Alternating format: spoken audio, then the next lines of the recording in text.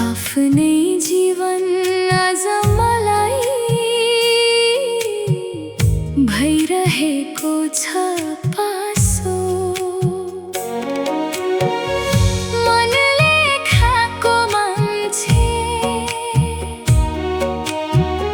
सधैँ हुन्छ पर कसको लागि बाँचौँ अब मेरो कुनै छ र। कस्तो दिनमा जन्मिएछु मेरै कर्म खोटी अन्धकारमै हिँडिरहेछु। सबले भन्छन् ज्योति ज्योति ज्योति।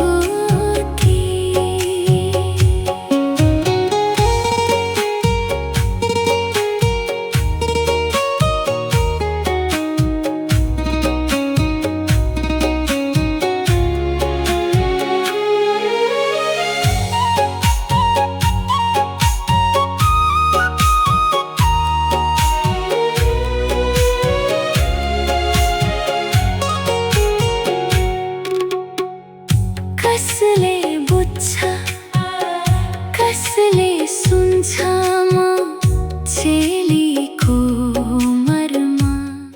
ए झोला तँ कहाँ छस्? ए म हजुरकै घर छेउछाउमा छु बुवा हजुर। तैँले मलाई अहिले तुरुन्त भेट्छ।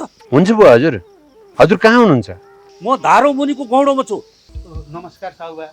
किन यसरी रिसाएर कराउनु भएको? किन कराउनु भएको रे? हेर लाज नभएको। तेरो नाउँमा भएको त्यो 3 रोपनी खेत मेरो नाममा पास गर्दे। यदि यो पनि मन्जुर छैन भने तेरो छोरालाई जेल पचाउँछु। तिमी चिन्ता नलिए महम्मली। बहिनी र बुवा हजुरले जेसुकै गरून् मलाई मतलब छैन। तिमीलाई अब म काठमाडौँ लिएर जान्छु अनि काठमाडौँ गएर सँगै बसौँला। ए हो र?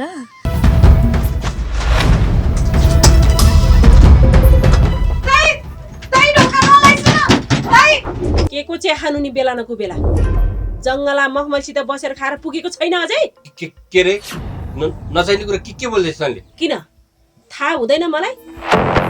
किन र बुढा के भएछ र काजीलाई? उनलाई अहिले कसैको सहाराको खाँचो छ। म गर्छु आग्रा कुरा तिमी गर्छौ गाग्रा कुरा भने जस्तै कहाँ जान हिँडेको ठ्याक्कै बाटोमा बिरालोले बाटो काटे यसरी भेटिने यिनी पनि।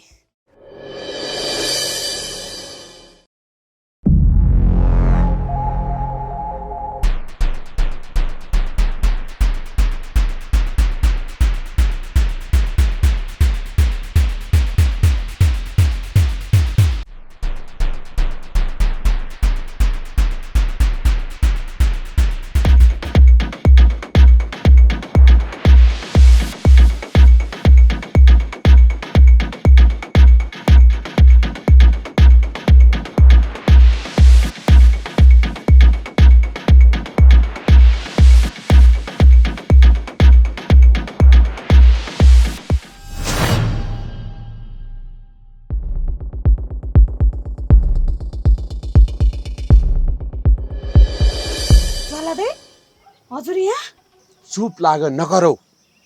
अलि बुवा हजुर बिउसियो भने मारिसिन्छ। म तिमीलाई समाउन होइन बचाउन आएको। बचाउन रे? तर हजुर त मेरो बुवा हजुरको विश्वासिलो मान्छे होइन र? हो म बुवा हजुरकै मान्छे हो।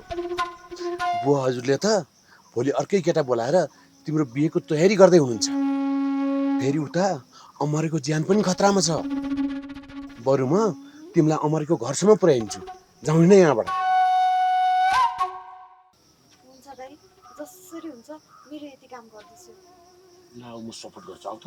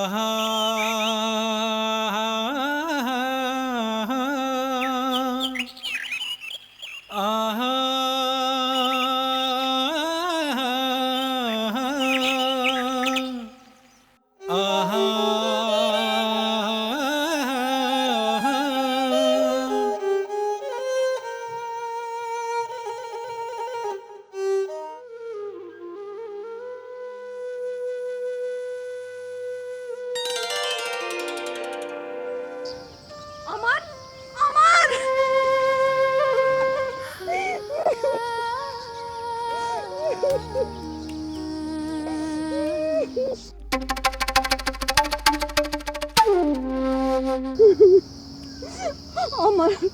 म बुवाको घर छोडेर आएँ।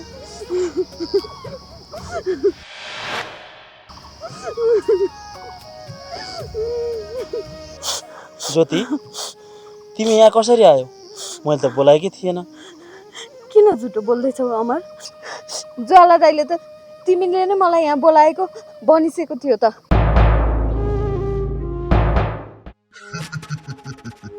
हो अमर, मैले नै बोलाएको हो।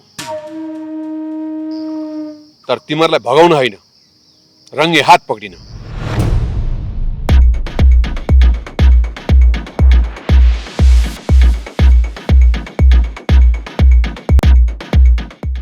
गधा कङ्गाल, आज मेरो छोरी भाउ तेरो त्यत्रो आँट।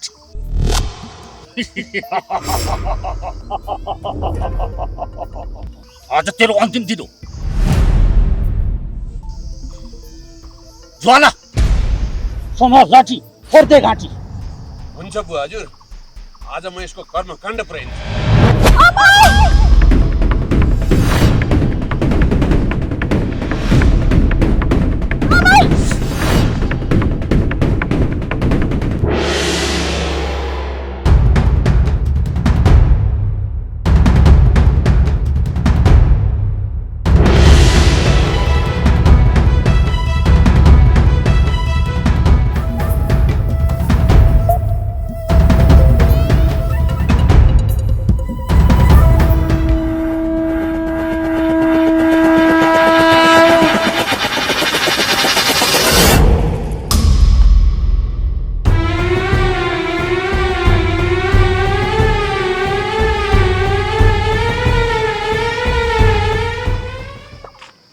भाग्न किन भिड देखेर डर लाग्यो तँलाई? हेर मरे, तँलाई तेरो ज्यानको माया छ भने हाम्री बहिनी ज्योतिलाई खुर्क छोड्दे, नत्र भने तँलाई यो भिडबाट गुडाएर मारिदिन्छु, बुझिस्? प्लिज दाइ, अमरलाई केही नगर्नुहोस्। बरु म घर जान तयार छु। अमरलाई छोडिदिनुहोस् दाइ, प्लिज। ज्योति तिमी नडराउ यिनीहरूसँग। अमरे, काजीको छोरीलाई आँखा लाउँदाखेरि यस्तै हकीकत हुन्छ, बुझिस्?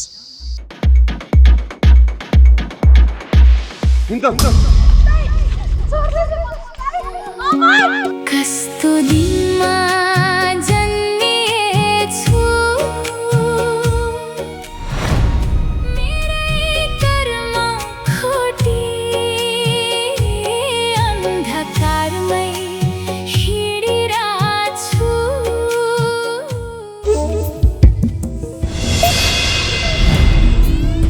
ज्योति ज्योति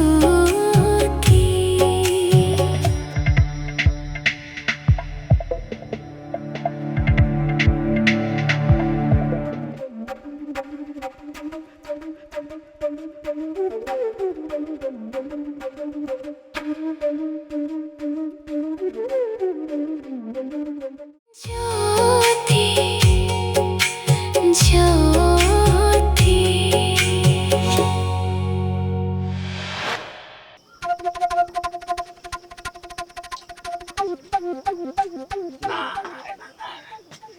ए धनवीर काजी, ठुलो अनर्थ हुने भयो नि त ईश्वरको कृपाले। हजुरको घरमा त ग्रह दशाले नराम्रोसँग पास गरेर रहेछन्। मैले पात्र हेरेर थाहा पाएको होइन। यो पण्डित कस्तो चाहिँ ग्रह दशा हो? अब कस्तो ग्रह दशा भन्नु? तपाईँको छोरी भाग्ने अनि तपाईँको कुलको इज्जत जाने योग देखिन्छ। के भन्या पण्डित? पहिले अहिले सम्झी, छोरी त कोठाइमा छ त। अनि पण्डित, अनि यो ग्रह दशा नाश गर्ने कुनै उपाय छ? अब यो भवनाथ पण्डितले उपाय निकालेपछि असम्भव हुने कुरा हुँदैन के काजीबा। यसका लागि हजुरले जति सक्दो छिटो यी सङ्कट मोचन यज्ञ गर्नु पर्यो। यति गरियो भनेदेखि तपाईँको घरको ग्रह दशा पनि टर्छ ईश्वरको कृपाले। अनि गाउँ समाजको मुख बुझो पनि लाग्छ। त्यति गरेन भने त मेरो मन्त्रले कामै गर्दैन ईश्वरको कृपाले। के गर्नु? ल ठिक छ पण्डित, तपाईँले हाम्रो घरको सुख शान्तिको लागि भोलि बिहान आफ्नै घरमा पूजापाठ गरेर मेरो यति एउटा इज्जत चाहिँ बताइदिनु पर्यो। भइहाल्छ नि धनवीर काजी। त्यति काम पनि म नगरौँला त ईश्वरको कृपाले गरिदिइहाल्छु। ल त धनवीर काजी, म तपाईँले भन्नुभए जस्तै गर्छु ईश्वरको कृपाले। तर मेरो त्यो 4 आना लालपुर्जा हातमा पर्नु पर्यो है ईश्वरको कृपाले। हे पण्डित, तिमी किन पिर गर्छौ? म दिइहाल्छु नि। दिन्छु भनेपछि मैले दिन्न त? दिन्छु नि। दिन्छु भनेपछि म दिइहाल्छु नि। ल ल ल अहिले जान्छ है। ल ल ल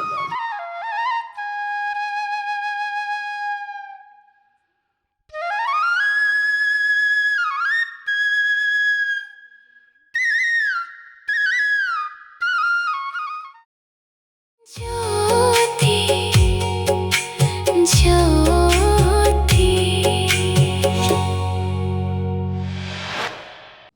बुढी, ए बुढी बाउ। हजुर। त्यो मेरो छाता र झोला ल्याउ त ईश्वरको कृपाले।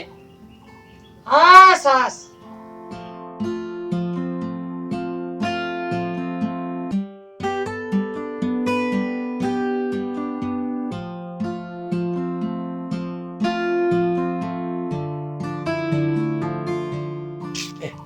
ल्या नारायण नारायण। म धनवीर काजी कहाँ गएर त्यो 4 आना जग्गा कुरो थियो नि, त्यसको लालपुर्जा लिएर आउँछु है। बस है।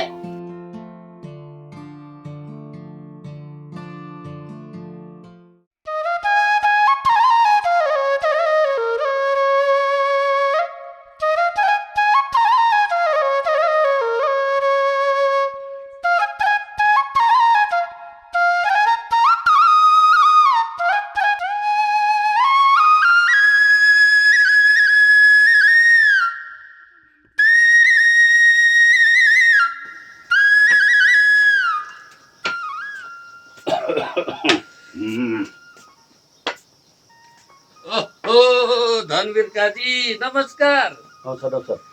म त घरमा पूजा आजा सबै सकेर लालपुर्जा लिन आएँ ईश्वरको कृपाले। हो हो। ल यहाँ बसौँ अब। नारायण।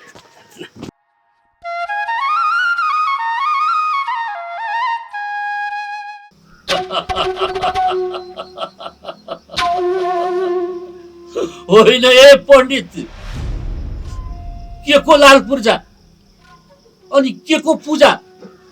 कस्तो पूजा?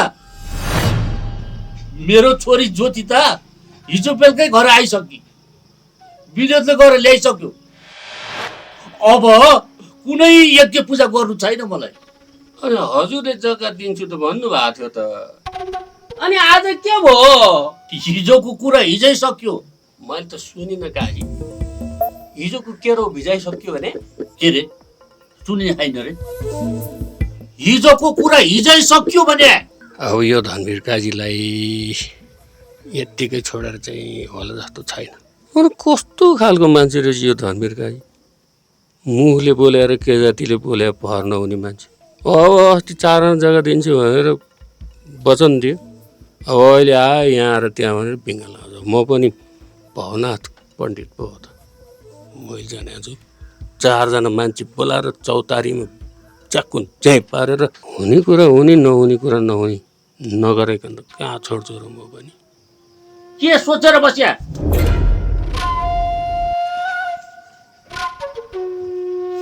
के सोचौ ए पण्डित? केही सोचेको छैन ईश्वरको कृपाले।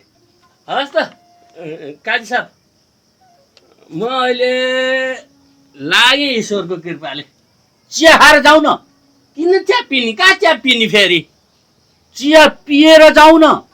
भन जग्गाको कुरो आज दिन्छु नि छैन, भोलि दिन्छु नि छैन, खालि गरिबलाई दिन्छु नभन्नु, खोइ के जातिलाई लान्छु नभन्नु भनेर भन्ने गरे उखान बिर्सिनु भयो क्या ईश्वरको कृपाले। हेर्नुहोस् यो जुङ्गा फेरि इज्जत जाला नि, जुगाको मान राख्नुहोस्। म हिँडेँ अहिले। नारायण नारायण नारायण जग्गा दिन्छु भनेर बोलाएर बिहानै कुरा आज गरेर ला जग्गा आनाको 50 पर्छ, 4 आनाको 2 करोड जाने भयो। जग्गा कस्तो बेला बोलिएछ बोल्न पनि भने अब त्यतिखेर बाटो खुलाउनु पर्ने। यो काजीको बुकबाट फुत्किएको। अब घर सल्लाह गरेर दिने हो भने पनि न छोराले मान्छ न बुहारीले मान्छ। यो कुरा त मान्दैनन्। मैले कसरी दिन सक्छु? अब पण्डितलाई चाहिँ अर्कोचोटि आउँदा खेलाउनु पर्छ। पख न पण्डित पख, घर व्यवहार मिलिया छैन भनेर फेरि खेलाउँदै जानुपर्छ।